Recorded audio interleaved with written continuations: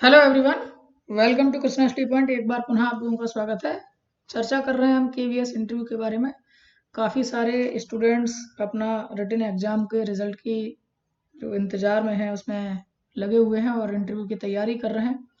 जैसा कि आप लोगों को इससे पिछले वाली वीडियो में हमने बताया था कि कट ऑफ कितनी रह सकती है, और उसके बाद में हमने ये भी कह दिया था कि अगर इतने मार्क्स आपके रॉ स्कोर में आ रहे हैं तो आप अपने इंटरव्यू की प्रिपरेशन को कर सकते हैं। साथ ही साथ हमने आप लोगों को ये भी बता दिया था कि आप लोगों को इस बात का बहुत ध्यान रखना होगा कि रिटन के साथ साथ इंटरव्यू की तैयारी भी महत्वपूर्ण तो है ही, आप उसको दरकिनार नहीं कर सकते। इसी के साथ साथ केवीएस इंटरव्यू 60 नंबर का है, जो कि 2 पार्ट में डिस्ट्रीब्यूटेड है। 30 नंबर का इंटरव्यू है और 30 नंबर का डेमो टीचिंग। आज की इस वीडियो में हम लोग इंटरव्यू को लेकर के पूरे 30 नंबर की तैयारी के बारे में बात करेंगे, कैसे कैसे प्रश्न इंटरव्यू में पूछे जाते हैं। थोड़ा सा डेमो टीचिंग के लिए भी मैं आपको बताता चलूंगा, जिससे कि आप अपने प्रैक्टिस घर पर करते रहें। अक्सर देखा जाता है कि लोग इंटरव्यू के लिए भी कोचिंग कर लेते हैं। मुझे नहीं लगता कि इंटरव्यू के लिए किसी भी प्रकार की कोचिंग की आवश्यकता होती है। ये मेरा अपना अनुभव है, आप अपने हिसाब से भी अपने निर्णय ले सकते हैं। तो इससे आगे की बात हम करते हैं कि किस प्रकार के प्रश्न केवीएस इंटरव्यू में पूछे जाते हैं और किस तरह के पैनल तैयार होंगे और किस तरह से आप लोगों का इंटरव्यू जाएगा। क्या ऐसी गलती आपको जो नहीं करनी है, क्योंकि अगर वो गलती आपने भूल कर भी कर दी तो आप यकीन मानिए कि आपका रिटन स्कोर खूब अच्छा होने पर भी आपको शॉर्ट लिस्ट से बाहर किया जा सकता है। तो ऐसी गलतियों से भी हमको कैसे बचना है और कैसे एक अच्छा स्कोर करना है जिससे कि हमारा शॉर्ट लिस्ट होना कंफर्म हो जाए, यानी एक सेफ स्कोर हम कैसे करें, इसके लिए आज हम चर्चा करने वाले हैं। तो चलिए ज़्यादा समय न लेते हुए वीडियो की शुरुआत करते हैं। अगर आप चैनल पर नए हैं तो चैनल को सब्सक्राइब कर लें, साथ ही साथ में बेल आइकन अवश्य दबा लें, जिससे कि नई वीडियोस आपको मिलती रहें। वीडियो को लास्ट तक देखना आपके लिए ज़्यादा फायदेमंद रहेगा। आपके जैसे जितने भी और भी साथी हों उन सबको वीडियो शेयर ज़रूर कर दीजिए, जिससे कि सभी को वीडियो मिल सके। चलिए शुरू करते हैं आज की वीडियो को।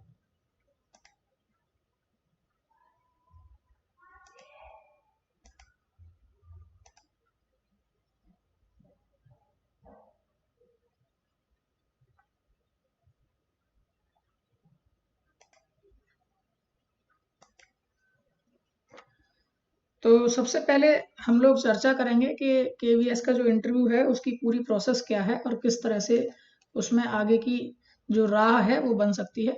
और कुछ जो पोर्शन है, जिन 4 पोर्शनों में केवीएस का इंटरव्यू चलता है, उन पर भी हम डिस्कस करेंगे। और साथ ही साथ फिर हम जानेंगे कि किस तरह के प्रश्न अब तक पूछे भी गए हैं और पूछे जाते हैं। तो सबसे पहले केवीएस का जो इंटरव्यू है वो 2 पार्ट में डिस्ट्रीब्यूटेड है, जैसा कि मैं पहले भी बता चुका हूँ आप लोगों को। और 30-30 नंबर का है। एक तो इंटरव्यू सीधे सीधे साक्षात्कार आपका होना ही है 30 नंबर में, और एक डेमो टीचिंग जो कि 30 नंबर का है। ये पहले भी होता था, लेकिन पहले सीधे सीधे 60 नंबर का ही इंटरव्यू कहलाता था। उसके 2 पार्ट अलग अलग डिस्ट्रीब्यूटेड नहीं होते थे। इस बार अलग अलग दोनों को कहने का सेंस इसलिए है क्योंकि जो 60 जो नंबर का है इंटरव्यू, जिसका 30% ही केवल लिया जाना है, उसको अलग अलग, यानी 15% ऑफ इंटरव्यू के मार्क्स और डेमो टीचिंग के 15% ये लिया जाएगा। कई बार क्या होता था कि कुछ बच्चे डेमो टीचिंग में कमजोर होते थे, लेकिन इंटरव्यू में वो अच्छा प्रदर्शन कर लेते थे। जितने भी वनडे एग्जाम वाले बच्चे होते हैं, या आईएएस पीसीएस या यूपीएससी या यूपीपीएससी इस तरह के एग्जाम्स की तैयारी करने वाले बच्चे हैं, वो इंटरव्यू की तो अच्छी तैयारी करे ही होते हैं, इसलिए वो इंटरव्यू में अच्छा मार्क्स ले आते थे, लेकिन डेमो टीचिंग में कमजोर होते थे। और क्योंकि ओवरऑल 60 का सीधे सीधे 30% ऐड होता था, इसलिए उनको थोड़ा सा उसमें वेटेज मिल जाता था ज़्यादा। लेकिन इस बार केवी ने बिल्कुल अलग कर दिया है कि हमको टीचिंग में ही परफेक्शन चाहिए हर हाल में, इसीलिए उन्होंने डेमो टीचिंग के लिए बिल्कुल अलग से कर दिया और उसका 15% स्कोर का वेटेज के रूप में ऐड किया जाना है। तो केवीएस का इंटरव्यू इस वक्त 2 पार्ट में है। एक तो सीधे सीधे आपका साक्षात्कार होना ही है, इंटरव्यू होना ही है 30 नंबर का, और पार्ट बी यानी डेमो टीचिंग वो भी 30 नंबर का। दोनों का 15% यानी कि टोटल 30% जो है वेटेज के रूप में मेरिट बनाने के लिए यूज किया जाएगा, प्रयोग किया जाएगा। थोड़ी सी बात अगर मैं ये करूं कि केवीएस के इंटरव्यू में ये दोनों पार्ट में क्या क्या डिफ्रेंसिएशन है, तो बहुत छोटा सा डिफ्रेंसिएशन ये है कि आपके बारे में जानने के लिए तो केवल इंटरव्यू है, ठीक है। जबकि आपके शैक्षणिक गतिविधियों के बारे में, आपकी जो शिक्षण योग्यताएं हैं उनको जानने के लिए ये है डेमो टीचिंग। ठीक है, तो दोनों की अपनी अलग अलग वैल्यू है, दोनों ही 30-30 नंबर के हैं। ये जो आपके बारे में है ये आपका इतिहास है, ये आपके जो 20 साल 24 साल आपकी उम्र है, इस पूरे उम्र में आपने क्या डेवलप किया है ये सब यहाँ झलकेगा। जबकि ये आपके लास्ट के 2 ईयर 3 ईयर 1 ईयर 6 मंथ जितना आपने इस पर काम किया होगा, आपकी जो भी टीचिंग स्किल्स हैं, आपकी जितनी भी शिक्षण की योग्यता है, वो सब यहाँ पर दिखाई देती है। तो ये बेसिकली डिफरेंस है दोनों के बीच में। यहाँ आपको लगभग 5 से 7 मिनट मिलता है टाइम, जबकि यहाँ पर आपको लगभग 20 से 25 मिनट का टाइम मिलता है। हालांकि केंद्रीय विद्यालय संगठन की ओर से जो इंटरनल कमेटीज की रिपोर्ट है, ये ऑफलाइन के रूप में मैं कह रहा हूँ आपसे, इस तरह से कुछ इंटरनल सूत्र जो हैं उनसे जो जानकारी मिली है वो कुछ इस प्रकार से मिली है कि लगभग 40 मिनट एक कैंडिडेट का इंटरव्यू चलना है, जिसमें से कि लगभग 10 मिनट तो उसका इंटरव्यू है और 30 मिनट उसकी डेमो टीचिंग है। डेमो टीचिंग में भी 30 मिनट इसीलिए क्योंकि 15-15 मिनट के 2 लेसन प्लान्स पर उसको काम करना होगा। तो इस तरह से लगभग 40 मिनट का उसका इंटरव्यू चल सकता है। ये मैं कोई ऑफिशियली नहीं कह रहा हूँ, ये मैं अपनी बात रख रहा हूँ कि इस प्रकार के कुछ सूचनाएं हैं। तो इस तरह से भी आपको प्रिपेयर करना होगा। साथ ही साथ में जो एक और जो बेसिक डिफरेंस आपको इसमें मिलेगा वो ये मिलेगा कि यहाँ हो सकता है 3 लोगों का पैनल हो आपके सामने, कम से कम 3 लोगों का पैनल हो इंटरव्यू में। यहाँ डेमो टीचिंग में जरूरी नहीं कि 3 लोगों का पैनल हो, यहाँ 3 से ज्यादा भी लोगों का पैनल हो सकता है, या केवल एक टीचर भी आपको चेक कर रहा हो सकता है। तो इस प्रकार की सिचुएशंस भी वहां पर देखने को मिल सकती हैं। डेमो टीचिंग में जहां आपको सब कुछ करना है, यानी आपका ही इंटरेक्शन सबसे होना है, बाकी सब लोग केवल आपको वॉच कर रहे होंगे, आपको देख रहे होंगे, जबकि यहाँ पर आपका साथ साथ दूसरे लोगों को भी संवाद करना है, यानी 2 लोगों के बीच में कम्युनिकेशन एक ऑब्जेक्टिव रूप से होना है। तो ये आपका एक बेसिक डिफरेंस दोनों पार्ट में मैंने आपको बता दिया, आपको अपने को इसी हिसाब से तैयार करना है, प्रिपेयर करना है। क्या है साक्षात्कार? सबसे पहले तो इसी बात को आप लोग अच्छे से जान लीजिए कि क्या है साक्षात्कार। इंटरव्यू कोई नया नहीं है। अगर आप लोग बीएड या बीटीसी करके आ चुके हैं तभी आप केवीएस के इंटरव्यू में जा रहे हैं, सीटेट जैसे एग्जाम को आप क्वालिफाई करके आ रहे हैं, तो वहां आपने खूब सिलेबस में खूब पढ़ा है। बीएड के दौरान आप पढ़ते होंगे या बीटीसी के दौरान आप पढ़ते होंगे, एक पूरी यूनिट है मापन और मूल्यांकन। मापन और मूल्यांकन, तो मूल्यांकन का ही एक पार्ट साक्षात्कार भी है, आपने उसमें पढ़ा होगा। तो साक्षात्कार क्या है? साक्षात्कार किन्हीं भी 2 लोगों के बीच का संवाद है जो किसी विषय वस्तु या उद्देश्य को ध्यान में रख करके किया जा रहा है। एक प्रोडक्टिव कम्युनिकेशन है 2 लोगों के बीच जो किसी पर्टिकुलर जो सब्जेक्ट है उसको ध्यान में रखते हुए किया जा रहा है। तो साक्षात्कार तो ये है, और जीवन में आप हमेशा कई बार साक्षात्कार करते रहे हैं। आप किसी शॉपकीपर से कोई सामान खरीदने जा रहे हैं, आप वहां पर भी कम्युनिकेशन जो कर रहे हैं, एक विषय वस्तु को लेकर के, एक उद्देश्य को ध्यान में लेकर के आप क्या कर रहे हैं, कम्युनिकेट कर रहे हैं, वो खुद भी साक्षात्कार है। तो साक्षात्कार से आपको घबराना नहीं है, आपको डरना नहीं है कि क्या पूछ लेंगे, कैसा पूछ लेंगे, ये कुछ भी नहीं है। परेशान होने की बिल्कुल भी जरूरत नहीं है किसी भी प्रकार से। आप जीवन में कई बार साक्षात्कार किए हुए हैं। साक्षात्कार के कई आयाम होते हैं और केवीएस के इंटरव्यू के दौरान लगभग 4 आयाम महत्वपूर्ण है। 4 आयाम महत्वपूर्ण में क्या क्या है? नंबर 1 है वैयक्तिक। वैयक्तिक का मतलब हो जाता है पर्सनल। अगर दूसरा होता है सामाजिक। सामाजिक में सोशल। अभी मैं चर्चा करता हूं इन सब में क्या क्या आएगा। शैक्षणिक मतलब एजुकेशनल, और उद्देश्य परक मतलब ऑब्जेक्टिव। ये 4 आयाम पर आपको रखते हुए आपको कम्युनिकेट कराया जाएगा, यानी कि वहां पर आपसे संवाद स्थापित किया जाएगा इन 4 चीजों को जानने के लिए। तो अगर मैं पर्सनल की बात करूं, वैयक्तिक की बात करूं, तो वो लोग क्या चेक करना चाहते हैं आप में? एक तो आपकी भाषा, दूसरा आपका उच्चारण। कई बार आप लोग लिखने में बहुत सरलता और सहजता महसूस करते हैं, लेकिन बोलने में या प्रोनाउंस करने में आपको समस्याएं आती हैं। टीचिंग जो एक फील्ड ऐसा है जिसमें आपको बोलने की ही कला बहुत अच्छे से आनी चाहिए। तो सबसे पहले वैयक्तिक रूप से वो आपका यही चीजों को चेक करते हैं कि आपकी भाषा कैसी है, आपका उच्चारण कैसा है, फिर थोड़ा सा आपकी वेशभूषा कैसी है ना। कहीं ऐसा तो नहीं आप मॉडर्निटी की चक्कर में आप अपनी शालीनता वेशभूषा को खो देंगे, क्योंकि एक शिक्षक जो है वो एक समाज का क्या होता है, आदर्श होता है, एक आइडियल होता है, उसको आइडियलिटी सेट करनी होती है। दूसरा, आपको कुछ सामान्य जानकारी है या नहीं। सामान्य जानकारी में मैं कोई जनरल नॉलेज की बात नहीं कर रहा हूँ। सामान्य जानकारी आप अपने रूप में, सामाजिक रूप से, आप अपने व्यक्तिगत रूप से कुछ जानकारी रखते हैं कि नहीं रखते हैं। आपको रिश्तों की जानकारी है कि नहीं, आपको भाव की जानकारी है कि नहीं, आपको व्यवहार की जानकारी है कि नहीं, इस प्रकार से कुछ सामान्य जानकारी। दूसरे जो महत्वपूर्ण दो टॉपिक आते हैं वो है, एक तो ईमानदारी, आपके अंदर ईमानदारी है या नहीं। दूसरा नैतिकता, आपके अंदर नैतिकता है या नहीं। इन गुणों की चर्चा वो अपने संवाद के दौरान करते हुए पता कर लेते हैं। ठीक है। सामाजिक रूप से अगर देखें तो वो क्या देखेंगे, आपका व्यवहार कैसा है, छोटे बच्चों के साथ कैसा है, बड़े लोगों के साथ कैसा है, आपके विचार कैसे हैं, आपके अंदर सकारात्मकता कितनी है, ये सकारात्मकता कितनी है। ठीक है, ऐसा तो नहीं कहीं आप नकारात्मकता से भरे हुए हैं। दूसरा जो सबसे महत्वपूर्ण है कि आप सामाजिक जो दबाव होता है, सामाजिक दबाव को सहने की शक्ति कितनी है, उसको सहने की शक्ति कितनी है, ये भी आपको उसमें चेक किया जाता है।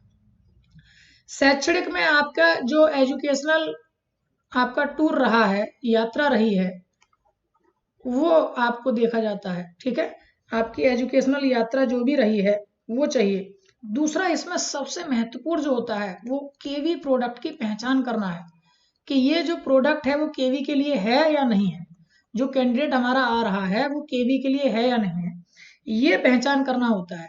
दूसरा थोड़ा सा वो ये भी पहचान करते हैं कि जो कैंडिडेट है वो वास्तविक है या नहीं। ऐसा तो नहीं कि किसी ने फर्जी ही कोई एग्जाम दे दिया और वो यहाँ तक चला आया। तो इसीलिए इसके लिए दो पार्ट रहते हैं कि थोड़ा सा वो इंटरव्यू में भी आपको क्रॉस चेक करते हैं और थोड़ा सा आपका डॉक्यूमेंट वेरिफिकेशन के दौरान, डीवी के दौरान भी आपको यही शैक्षणिक चीज को ही मूल्यांकन करते हैं कि आप एकदम वास्तविक कैंडिडेट हैं या नहीं, आपकी जो योग्यताएं हैं, जो क्षमताएं हैं, वो आपने वाकई में अर्जित की हैं या केवल आप केवल ख्याली पुलाव बना रहे हैं। ठीक है, इसके बाद आता है ऑब्जेक्टिविटी।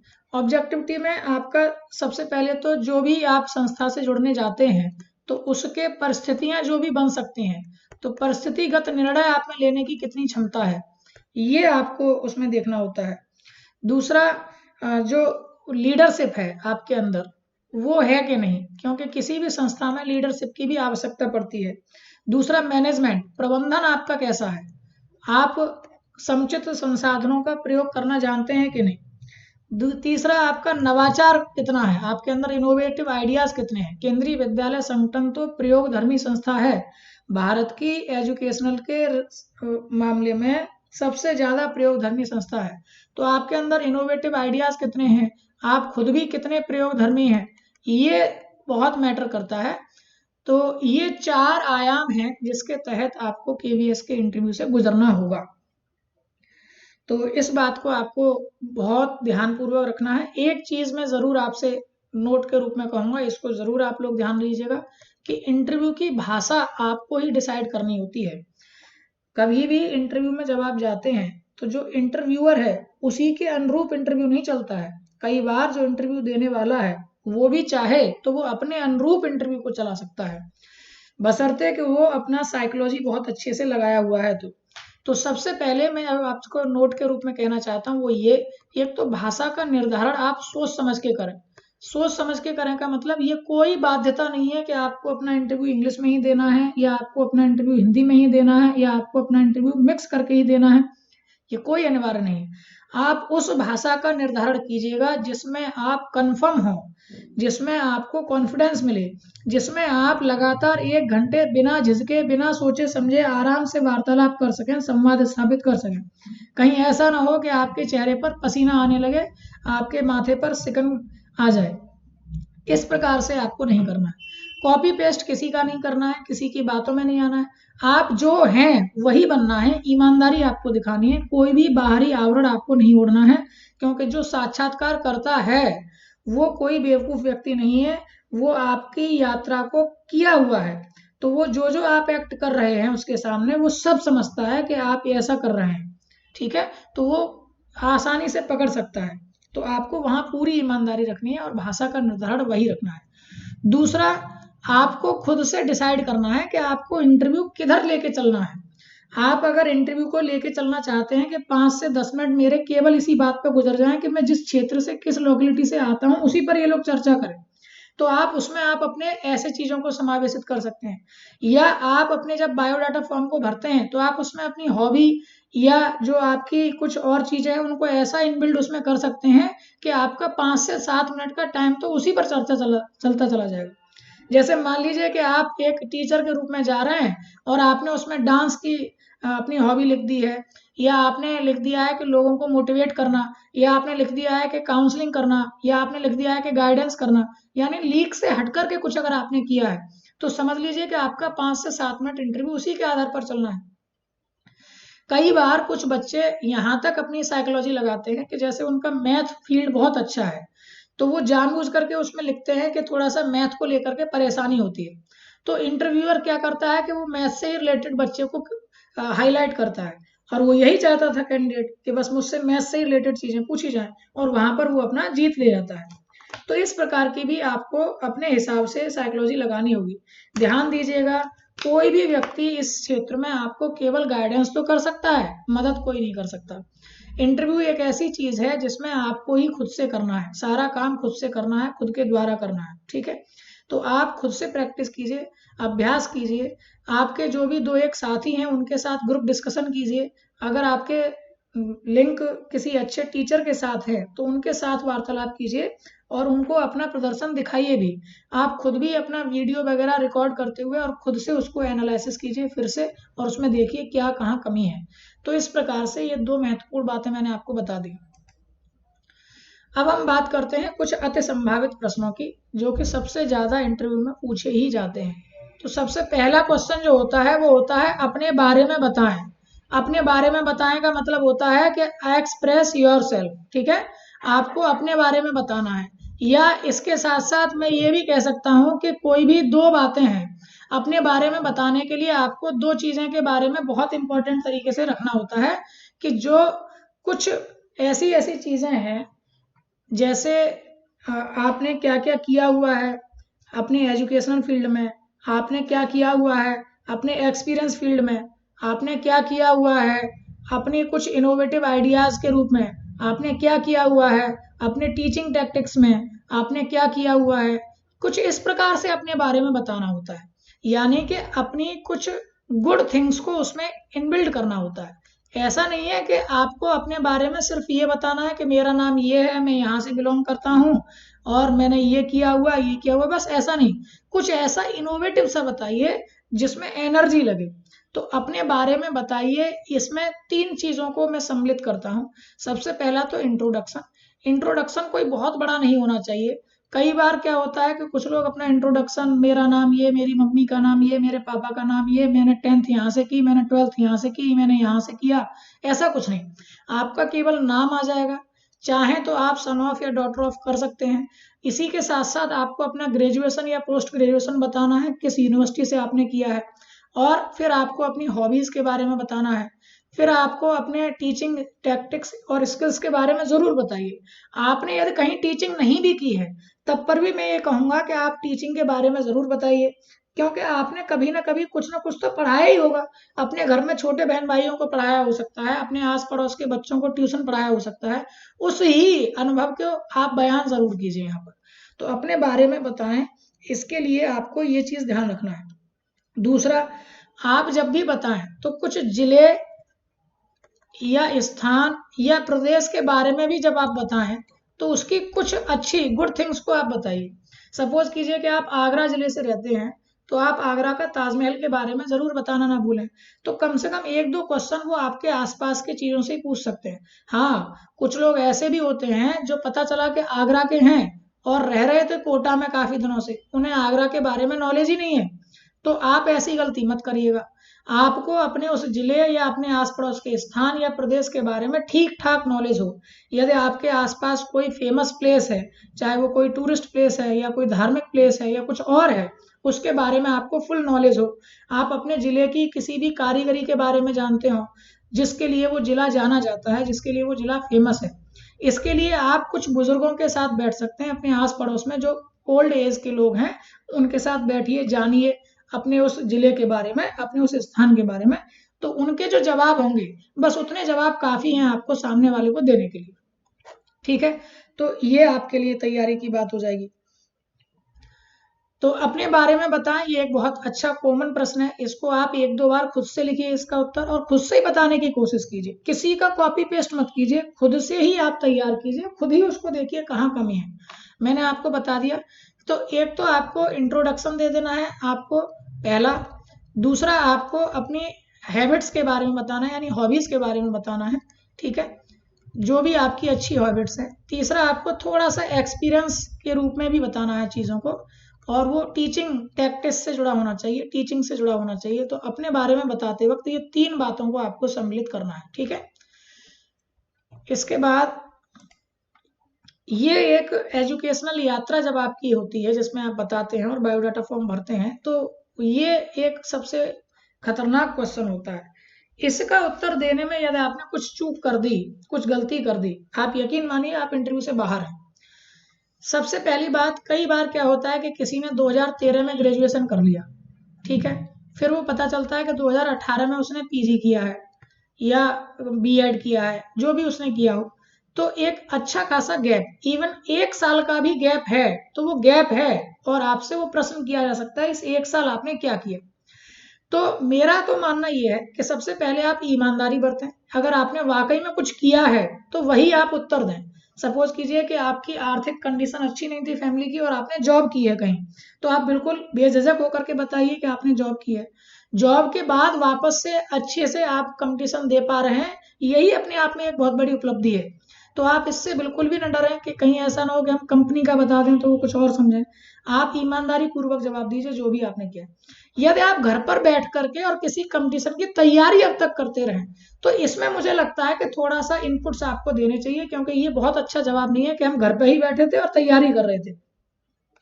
ये कोई बहुत अच्छा जवाब है नहीं, क्योंकि पढ़ाई को छोड़ करके और आप पढ़ाई कर रहे थे, ये एक अलग जवाब है। तो इसमें थोड़ा सा मुझे लग रहा है कि आपको इनपुट्स करना चाहिए। 2-1 सजेशंस मैं आपको दे सकता हूँ कि ऐसे एक प्रश्न का उत्तर आपको कैसे देना चाहिए। तो यदि आपका 1 या 2 साल का गैप है, तो आप इसमें कह सकते हैं कि आप कुछ स्किल डेवलप कर रहे थे, और ये स्किल डेवलप में आपका कंप्यूटर एजुकेशन हो सकता है, ठीक है, या आपकी टाइपिंग हो सकती है, जो भी आपने कुछ स्किल डेवलप की हो, या अपनी हॉबी से रिलेटेड स्किल भी हो सकती हैं जो आपको थोड़ा बहुत आती हो, जैसे मान लीजिए म्यूजिक है, या मान लीजिए डांस है, या आपकी फैमिली में कुछ ऐसे सर्कमस्टांसेस हो गए जो अप्रिय स्थिति ऐसी बन गई थी जिसकी वजह से आपको गैप करना ही पड़ा, तो आप वो भी यहाँ पर दे सकते हैं जवाब। अगर 2 साल से ज्यादा का गैप है तो आपने वाकई में कुछ ना कुछ तो किया ही होगा, आप उसी को रखिए उत्तर में, वो ज्यादा बेटर है। ठीक है, फिर भी उस गैप को उत्तर देते वक्त ये जरूर कीजिए कि आपने उसकी भरपाई करने के लिए क्या कोशिश की है। कहीं ऐसा तो नहीं कि आपने तुक्के में ये इंटरव्यू के लिए एग्जाम निकाल लिया और आप पिछले 4 साल से टीचिंग से या एजुकेशन से जुड़े ही नहीं हैं, आपको एजुकेशन का ई ही नहीं पता है, केवल आप क्योंकि सीजीएल की और पीसीएस की और इस तरह के एग्जाम की तैयारी कर रहे थे जो कि टीचिंग एग्जाम नहीं है, इसलिए आपने ये कंपटीशन निकाल लिया, क्योंकि वनडे एग्जाम था, इसको निकालना आसान था, और आपको टीचिंग लाइफ से कोई मतलब नहीं है, यानी टीचिंग को आप सबसे लास्ट अपॉर्चुनिटी के रूप में देखते हैं। अगर इस तरह का आपने गैप का उत्तर दिया है तो आप यकीन मानिए आप बाहर हो जाएंगे, तुरंत बाहर हो जाएंगे, आपको कोई नहीं रख लेने वाला है वहां पर। तो इस बात का आपको ध्यान रखना है कि गैप क्यों है, या अब तक आपने क्या किया। इस प्रश्न का उत्तर बहुत सावधानी से देना है। आपको यदि कोई इस प्रकार के प्रश्न का उत्तर सजेशन के रूप में चाहिए तो डिस्क्रिप्शन बॉक्स में टेलीग्राम ग्रुप का, इंस्टाग्राम का, हर चीज का लिंक दिया हुआ है, आप वहां से जुड़ के पूछ सकते हैं, कमेंट करके भी आप हमसे पूछ सकते हैं। आप बताइएगा कि आपका अपना गैप क्या है, तो मैं आपको बता सकता हूँ कि आपके संभावित उत्तर क्या हो सकते हैं। ठीक है, मैं सजेस्ट आपको कर सकता हूँ। तो ये मैंने आपको कुछ छोटी छोटी चीजें बताई हैं। इसके बाद में एक बहुत बड़ा और मेजर प्रश्न पूछा जाता है जो कि खतरनाक है। इसका भी उत्तर यदि आपने केवी के अनुरूप नहीं दिया तो आप यकीन मानिए आपको बाहर का रास्ता देखना पड़ सकता है। टीचिंग फील्ड या केवीएस को आपने क्यों चुना? कई बार कई प्रकार के लोग इस प्रकार की यात्रा से आए हुए होते हैं कि सपोज कीजिए कि उसने पहले बीटेक किया, बीटेक के बाद कैंडिडेट ने बीएड किया, और अब वो टीचिंग में आ रहा है, तो उनसे पहला ही प्रश्न होता है आपने जब बीटेक किया तो अब ये टीचिंग फील्ड क्यों? आप तो टेक्नोलॉजी में जाइए, आप कुछ नया कीजिए। तो या दूसरा होता है कि आप अपनी स्टेट बॉडी के हैं, आपके अपने घर में इस प्रकार की सर्कमस्टांसेस हैं, आपने केवीएस को ही क्यों चुना? ये तो सेंट्रल गवर्नमेंट की जॉब है और इसमें तो ट्रांसफर होते रहते हैं, पूरा देश में कहीं भी आपको भेजा जा सकता है, फिर आप क्यों? जबकि आपसे उसने पता कर लिया होगा इंटरव्यू में कि आप अपनी फैमिली के सराउंडिंग ही रहना पसंद करते हैं। तो जब फैमिली के ही सराउंडिंग रहना आपको पसंद है तो केवीएस क्यों? उनका सीधा सा प्रश्न होगा। तो अब इन प्रश्नों के आपको एक बेहतर से जवाब ढूंढने होंगे। मुझे नहीं मालूम कि ये आप जवाब कैसे ढूंढेंगे, मैं केवल आपको सजेशन दे सकता हूँ, जवाब आप ही को ढूंढने होंगे। आप ही बताएंगे कि आपने बीटेक पहले क्यों किया और फिर बीएड में क्यों आए। तो इसके कुछ जो जवाब हैं वो मैं आपको एक एक करके बताने की कोशिश करता हूँ। पहला जवाब तो मेरा ये हो सकता है कि सर बीटेक वगैरह तो मैंने अपने दीदी बहन भाई या अपने परिवार में या अपने पिताजी को देखते हुए, अपने दोस्तों को देखते हुए जो ट्रेंड चल रहा था उसके आधार पर कर लिया। लेकिन बीटेक करते करते मैंने ये पाया कि मेरे अंदर टीचिंग स्किल्स हैं, क्योंकि मैं बीटेक के अपने सहपाठियों को भी पढ़ाने लगता था, जो टीचिंग वीडियोस होती थी उनको मैं देखता था। अपने बीटेक का थोड़ा सा खर्चा चलाने के लिए भी मैंने होम ट्यूशन या इस तरह की कुछ चीज़ें की, जिनमें मेरा प्रदर्शन काफ़ी अच्छा रहा। मेरे पढ़ाए हुए बच्चों ने काफ़ी अच्छा स्कोर किया, वो मुझे आज भी याद करते हैं। तो मुझे लगा कि मुझे टीचिंग ही करनी चाहिए, उसी में मुझे आनंद आता है, उसी में मुझे अच्छा लगता है। इसलिए फिर मैंने इसके बाद बीएड किया और फिर मैं टीचिंग की तरफ मूव कर गया। इस प्रकार के भी आप लोग क्या कर सकते हैं, आंसर दे सकते हैं। दूसरा उत्तर जो हो सकता है वो ये हो सकता है, मान लीजिए कुछ लोग ऐसे हैं कि उन्होंने एमबीए तक किया हुआ है और कुछ लोग ऐसे हैं जिन्होंने पीएचडी तक किया हुआ है और जा रहे हैं पीआरटी एग्जाम के लिए। तो उनसे भी प्रश्न पूछा जा सकता है कि पीआरटी ही क्यों? भाई आप तो अब तक 12th क्लास के बच्चों को पढ़ाते आए हैं या ग्रेजुएशन के बच्चों को पढ़ाते आए हैं, या आपने मार्केटिंग किया है या आपने पीएचडी किया है तो रिसर्च पेपर पब्लिश किया है, फिर आप प्राइमरी में क्यों? तब आपके लिए फैमिली को सराउंड बना करके भी चीज़ें कर सकते हैं कि थोड़ा सा इकोनॉमिकली हमारी फैमिली हम पर डिपेंड हो गई, जिसकी वजह से हमको इंस्टेंटली कुछ ना कुछ चाहिए और अभी हम अपने नए जो ऊंचे जो आयाम हैं उन तक हम पहुंच नहीं पाए और हमको यही चाहिए। लेडीज जो हैं वो अपना आंसर बहुत अच्छे से दे सकती हैं कि उनको बच्चों के साथ रहना खेलना कूदना बहुत अच्छा लगता है। दैट्स वाई कि वो पीआरटी चूज कर रही हैं, बेशक उन्होंने एमबीए किया, बीटेक किया, एमटेक किया, पीएचडी किया, कुछ भी किया हो। तो ये एक बड़ा अच्छा फिनोमेना लेडीज के लिए रहता है। और भी मैं आपको एक इंटरनली अप्रोच बता दूं कि केवीएस ज़्यादा से ज़्यादा अप्रोच करता है कि पीआरटी के लिए वो लेडीज को ही प्रेफर करे, तो इसलिए भी उनके लिए जवाब देना आसान हो जाता है। तो मैंने 3 जवाब आपको अभी अभी सजेस्ट कर दिए हैं। इसके अलावा भी आप अपने जवाब खुद से लिखिए, अपने दोस्तों के साथ डिस्कस कीजिए, और यदि आपको कोई और सर्कमस्टांसेस आपको दिख रहे हैं तो आप मुझसे भी सजेशन ले सकते हैं, कमेंट कर सकते हैं। इसके बाद में एक और बेहतरीन सा प्रश्न आता है जिसका जवाब आपको बड़ी सावधानी से देना होता है। अपनी एक स्ट्रेंथ और एक वीकनेस बताएं, कोई एक अपनी ताकत और एक कमजोरी बताएं। तो ताकत और कमजोरी की अगर हम बात करें तो कई प्रकार की चीजें हैं जो ताकत के रूप में बताई जा सकती हैं। सबसे ज्यादा अच्छी तो है कि हार्ड वर्किंग है ना, और दूसरा है कि आप जो हैं वो कंटिन्यूटी बनाए रखने वाले व्यक्ति हैं। ये सबसे अच्छी ताकत होती है कि आपको कंटिन्यूटी पसंद है, लगातार निरंतरता पसंद है, ठीक है। और तीसरी चीज जो अपनी ताकत है वो केवीएस को सिलेक्ट करने के रूप में बताइए कि आपको बाहर घूमना पसंद है, ठीक है, देश में घूमना पसंद है, तो ये भी आपके लिए एक अच्छी अपॉर्चुनिटी बन सकता है। ऐसे ही एक कमजोरी बताएं, तो कमजोरी को भी आप इस तरह से रिप्रेजेंट कीजिए जिससे कि वो आपकी ताकत के रूप में दिखे। बता बेशक रहे हैं आप कमजोरी, लेकिन वो ताकत के रूप में लगे। जैसे आप कह सकते हैं कि जब मैं कोई काम शुरू कर लेता हूँ तो काम को मैं खत्म करके ही मानता हूँ, ठीक है ना, तो काम को खत्म करके ही मानता हूँ, ये आप अपनी कमजोरी बता रहे हैं, लेकिन एक्चुअली ये क्या है, ये आपकी ताकत है। दूसरा थोड़ा सा कि मैं भावनात्मक हूँ, तो ये भी क्या है, आपके ईमानदार होने की निशानी है, ठीक है। ये एक बेशक आप कमजोरी के रूप में बता रहे हैं, लेकिन ये क्या है, ये एक्चुअली आपकी ताकत है। तो कमजोरी आपको ऐसी ही बतानी है जो आपकी वाकई में ताकत भी है, ठीक है। तीसरा आप कह सकते हैं कि मुझे टीम वर्क के रूप में काम करना ज्यादा पसंद है, ये मेरी कमजोरी है। तो अकेले काम करने की बजाय मुझे टीम वर्क में काम करना ज्यादा पसंद है। तो ये आप एक्चुअली बता कमजोरी के रूप में रहे, लेकिन है क्या, ये आपका ताकत है, आपकी स्ट्रेंथ है। तो इस प्रकार से एक लिस्ट अच्छी सी बना सकते हैं आप अपने आप को देखिए, उसके आधार पर आप बनाइए, ठीक है।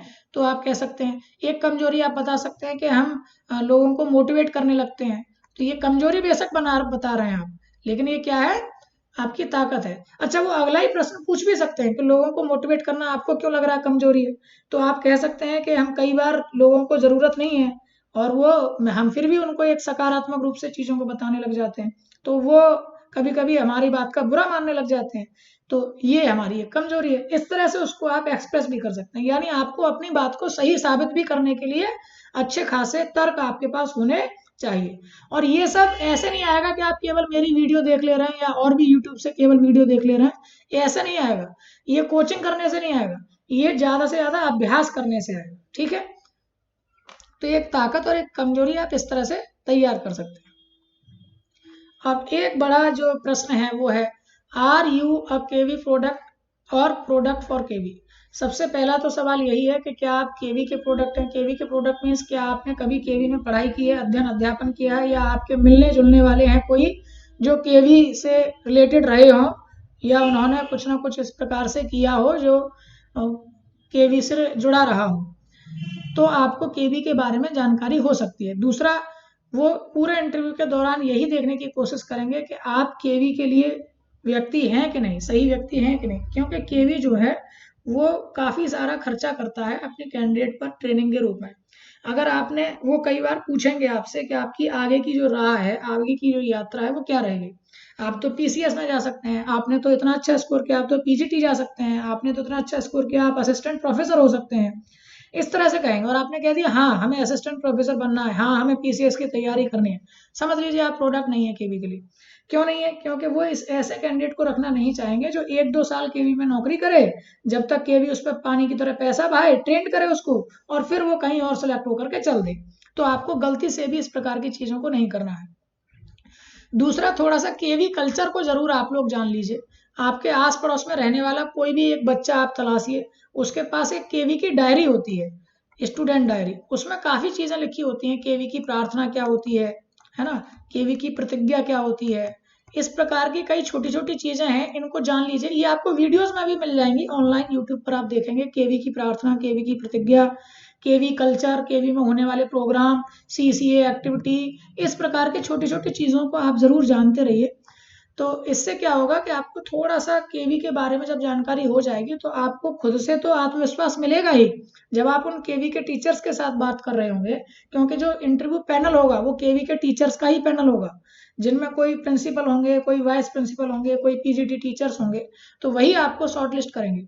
तो वो उनसे बात करने में आपको थोड़ा सा कंफर्ट जोन मिलेगा, और वो भी आपके साथ सहजता से, सरलता से बात कर पाएंगे, और खुश हो जाएंगे जब आपके मुंह से सुनेंगे कि आपको केवी के बारे में इतना कुछ पता है, यानी आप केवी के बारे में इतनी जानकारी रखते हैं। इसका मतलब ही है कि आप उस संस्था से जुड़ना चाहते हैं।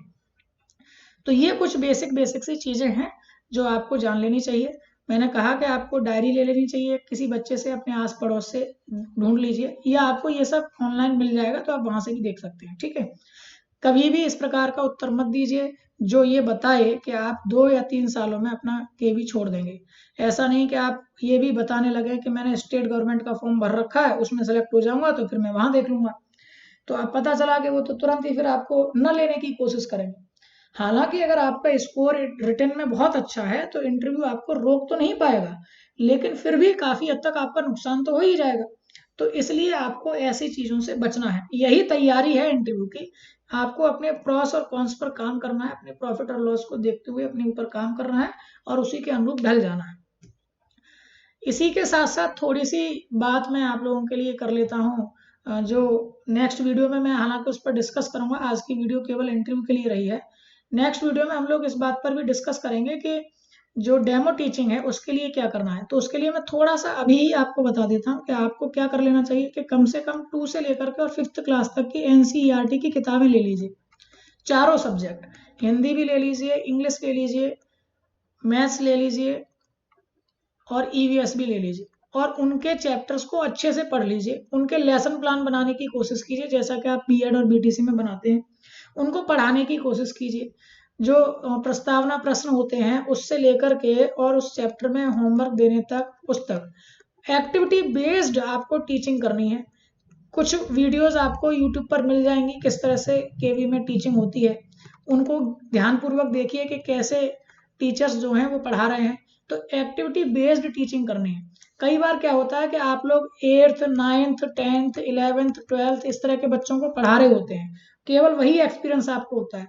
तो हर बार आप टीचिंग करने के दौरान केवल लेक्चर मेथड में चले जाते हैं। किस में चले जाते हैं? लेक्चर वाले मेथड में चले जाते हैं। वो आपको प्रयोग नहीं करना है, क्योंकि बच्चे प्राइमरी क्लास में छोटे होते हैं। तो उस हिसाब से आपको अपनी टीचिंग टैक्टिक्स को यूज करना है। तो डेमो टीचिंग के लिए आप लोग अभी से क्या कर लें, 2 से 5 क्लास की एनसीईआरटी चारों सब्जेक्ट की, उनके चैप्टर्स को बहुत अच्छे से पढ़िए, बारीकी से उनको पढ़ाने की कोशिश कीजिए। कोई एक पर्टिकुलर टॉपिक लेकर के उसको पढ़ाने की कोशिश कीजिए। मैं डिस्क्रिप्शन में कुछ लिंक लगा दूंगा जिस पर क्लिक करके आप लेसन प्लान देख सकते हैं, कैसे प्रिपेयर किया जाना है। आप वहां से लेसन प्लान प्रिपेयर करके और उसी को पढ़ाने का काम कीजिए। अपने घर पर ही कोई छोटा सा बोर्ड ले लीजिए, उस पर पढ़ाइए, वीडियो से उसको शूट कीजिए और फिर से देखिए कि क्या कमी थी उसमें। एक छोटा बच्चा है तो वो कैसे आपसे पढ़ पाएगा। दो एक अच्छे आपके दोस्त हों, टीचिंग से रिलेटेड हो, उनसे डिस्कस कीजिए, या आपसे आस पड़ोस में रहने वाले या आपके कोई गुरु लोग हों, टीचर्स हों, उनके साथ डिस्कस कीजिए कि कहाँ क्या कमी है, कैसे उसको और अच्छे से किया जा सकता है। तो ये थोड़ी सी बात मैंने डेमो टीचिंग के लिए भी बता दी। इसके बाद में है GK and GS. Are you a robot? ये एक, आप कोई ऐसा तो नहीं कोई फर्जी कैंडिडेट आकर के बैठ गए हो, ऐसा तो नहीं आप कहीं आईएएस कैंडिडेट आकर के बैठ गए हो। इसको भी चेक करने के लिए कई बार इंटरव्यूअर कुछ ऐसे सरल से सरल क्वेश्चन पूछ लेते हैं। जनरल नॉलेज या जनरल साइंस रिलेटेड क्वेश्चंस को वो लोग पूछ लेते हैं कि बच्चे को वाकई में नॉलेज है या नहीं है। कहीं ऐसा तो नहीं है कि उसने इधर उधर से किसी गैर तरीके से ही और रिटर्न क्वालिफाई कर लिया हो। तो छोटे मोटे वो लोग क्वेश्चन इस प्रकार से पूछ लेते हैं। इससे आपको डरने की जरूरत नहीं है। आपको जो तैयारी हो उसी के अनुरूप आप जवाब दें, और यदि नहीं हो तो उसके लिए आप सॉरी सर, ये इसका उत्तर मुझे नहीं पता है, इस तरह से कह करके आगे बढ़ जाए। यहाँ पर वो इस बात को लेकर के कोई मार्किंग नहीं करेंगे कि आपने जीके और जीएस के कितने प्रश्न बताए और कितने नहीं बताए। यहाँ से सिर्फ उनका टारगेट क्या है कि कहीं आप रोबोट तो नहीं है। रोबोट मीन्स कहीं ऐसे व्यक्ति तो नहीं है जो कैंडिडेट है ही नहीं, ये आपको सिलेक्ट करने के लिए वो पूछते हैं। तो सपोज कीजिए कि जैसे मैंने अभी एक आगरे का एग्जांपल दिया कि आगरे के रहने वाले हैं कोई सज्जन, उन्होंने ताजमहल के बारे में बताया, तो वो फटाफट से एक प्रश्न आपसे पूछ सकते हैं कि ताजमहल का रंग आजकल पीला होता जा रहा है, इसकी वजह क्या आप समझते हैं? तो ये जनरल साइंस का क्वेश्चन है। सल्फर डाइऑक्साइड है या अम्लीय वर्षा है या जो बाहर का जो मॉइस्चराइजेशन है वो ज्यादा एसिडिक हो जा रहा है, इसकी वजह से इस तरह का हो रहा है। ये चीज पता करने की कई बार वो ऐसी चीजों को भी पूछ लेते हैं जो हमारे समाज में चल रही है, मीन्स करंट अफेयर से रिलेटेड, ताकि ये पता लगा सकें वो कि ये जो बच्चा हमारे पास कैंडिडेट आ रहा है इसको सोशली नॉलेज है कि नहीं है। तो वो जीके जीएस के कुछ ऐसे ऐसे क्वेश्चंस पूछ सकते हैं। ठीक है, जैसे कि आप लोग ईवीएस में ही देखते होंगे, वहां पर आपके मृत सागर के रूप में पढ़ाया जाता है, ठीक है, डेड सी। तो डेड सी में क्यों, उसमें जो डेड बॉडीज हैं या जो ह्यूमन है वो तैरने लगता है। तैरने लगता है इसलिए क्योंकि उसके वाटर की डेंसिटी जो है ज्यादा हो जाती है, क्योंकि उसमें क्या होता है, सॉल्ट होता है। तो वो आपसे पूछ सकते हैं इस प्रकार से रिलेटेड कुछ भी क्वेश्चन।